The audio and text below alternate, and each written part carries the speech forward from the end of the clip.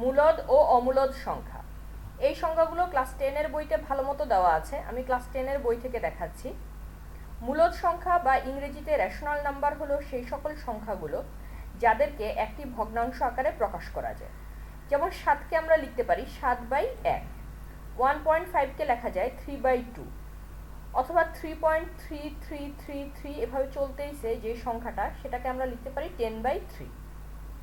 অন্যদিকে অমূলদ সংখ্যা হলো সেই সকল সংখ্যা যাদেরকে আমরা ভগ্নাংশ আকারে লিখতে পারি না। যেমন ধরো √2,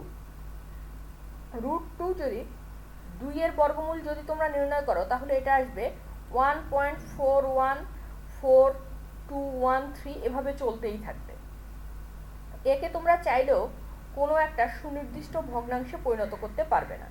একইভাবে √3 এটাও চলতে থাকবে।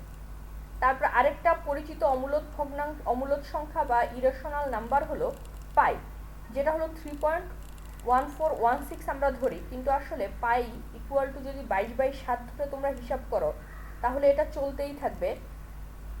তোমরা দিস্তায় কাগজ খরচ করলেও এই ভগ্নাংশটাকে মিলাতে পারবে না।